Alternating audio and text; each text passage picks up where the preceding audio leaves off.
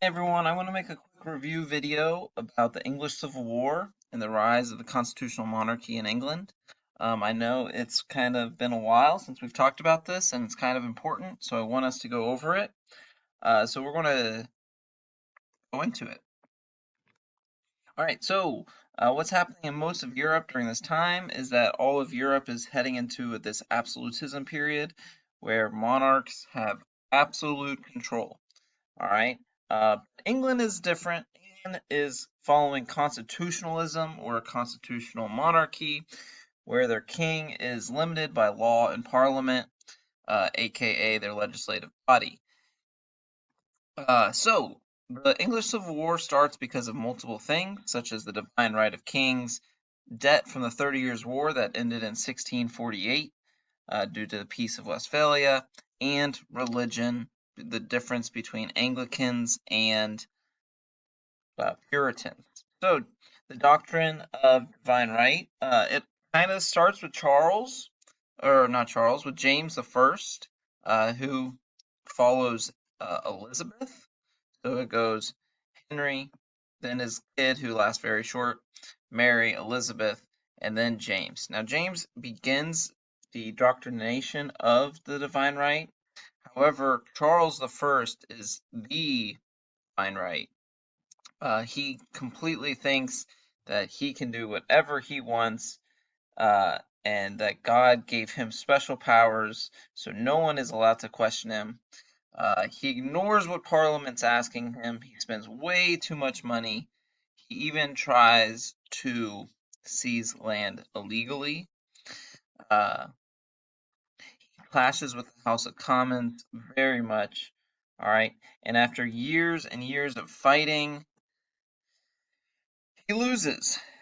He fights, and then he goes broke. He calls in the different parliaments, think of Noel's and Andrew and Riley's skits, where they do a short parliament, which is the first time. It doesn't work, so he gets rid of them. He creates a long parliament. He doesn't like what they're saying, so he gets rid of them. The Anglican Church is essentially created from Henry VIII. He is still super Catholic, loves Catholicism, but he wants to get a divorce, so they create the Anglican Church. It's essentially Catholic Church, but it's from English, hence Anglican. All right.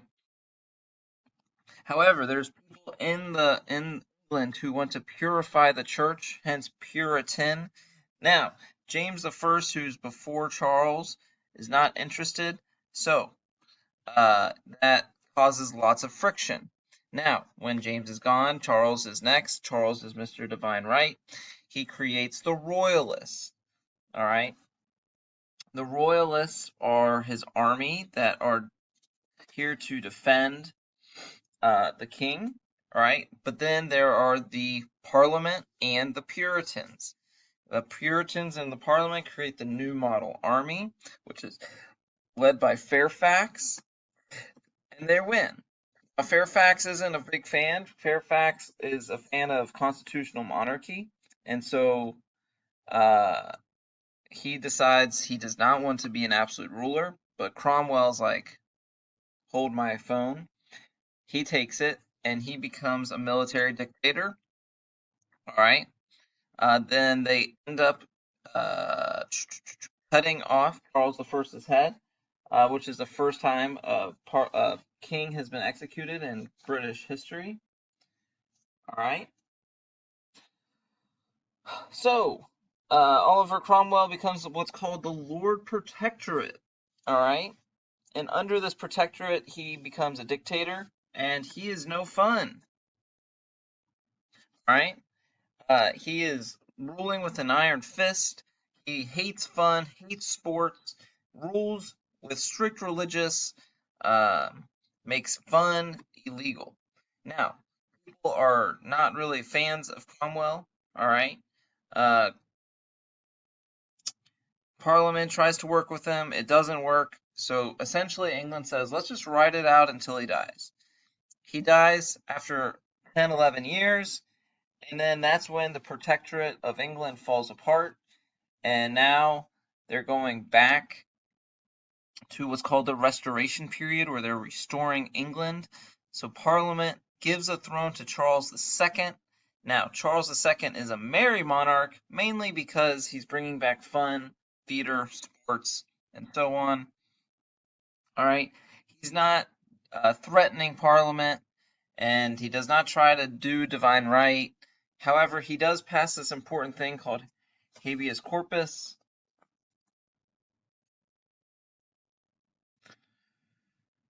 All right, I just lost my spot. All right, habeas corpus protects people from unfair imprisonment. Obviously, it's right here. All right, he does reestablish Anglicanism, and he's deciding to treat people equally, which is kind of unheard of. Now, however, although he passes this to make sure both are treated equally, he has favoritism. So only Anglicans can do the go to university, parliament, have good jobs, become a priest, which is very honorable. He also passes the Petition of Rights, which guarantees people and limits the king's power, which is much different than Charles I. So that is why Charles II is the merry monarch. However, he does make secret agreements with France because England is broke. And then Charles II becomes king. Now, Charles II is kind of a jerk. All right, he ignores religious laws and he tries to scare people into thinking that England will return to a solely Catholic rule. And so Parliament's like, oh, hell no. All right, Parliament steps in, invites William of Orange from the Dutch, and who eventually marries Mary. And Parliament opens the door for William of Orange and says, hey, you should come in and kill James. James is like, nah. James flees back to France where he was getting all the money. This is called the Glorious Revolution because no one died. Now, William and Mary created what's called the Bill of Rights, that should be highlighted, which limits the power of the monarchs even more and protects the power of the Parliament. Super, super duper important. All right, it is the evolution of going from absolute power to now limit power and give more power to Parliament. All right. Now, overall, England rejects absolutism, embraced the shared power throughout the whole English Civil War. And it's not just about politics. All right. So, real quick, we'll go back out of this. Let me just make a thing for you all. I got a few more minutes. So, some concepts, if this works, concepts you need to know. Absolutism, obviously. Constitutional monarchy. Divine right. King, which is reason number 1 of Civil War. You know what, let's just do the second one. The second reason was debt from 30 Years' War, which is economic. That was reason number 2. And then the third reason was religion. It was Anglican versus Puritan. Reason number 3. Also, make sure you know what the Petition of Right. Nah, it's okay. Alright, next. Some people. Remember, our sandwich. So James I is kind of boring, so he's bread. Charles I is Mr. Divine Right, and he is cheese. He stinks. Then we have Oliver Cromwell. who is our lettuce or bacon or whatever. Here, we'll do the military dictator, Mr. Puritan. Lettuce. No fun. Lettuce is no fun.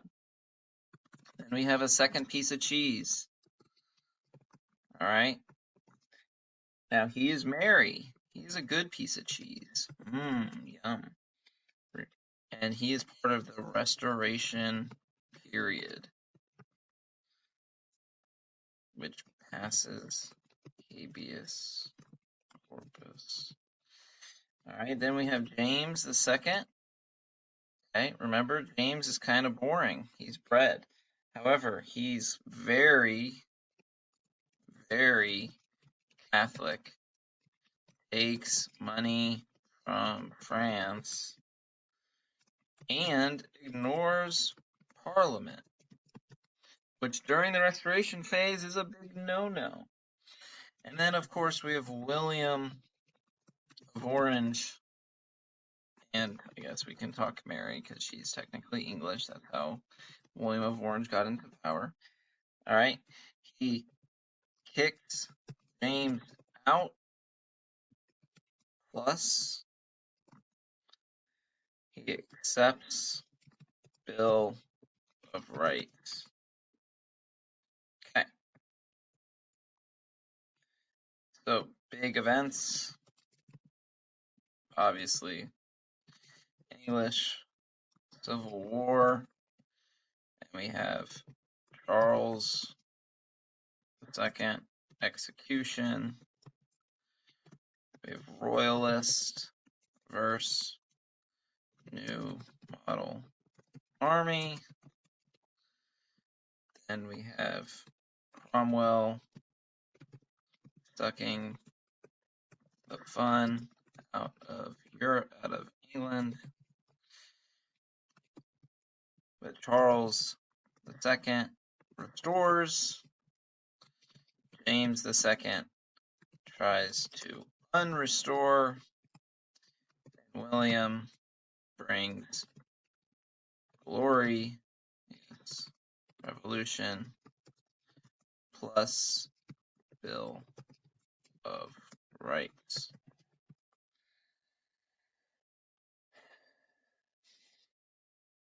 All right, so if we take anything from the English Civil War, all right, we know that there is war involved, there is religion, all right, we have politics with habeas corpus.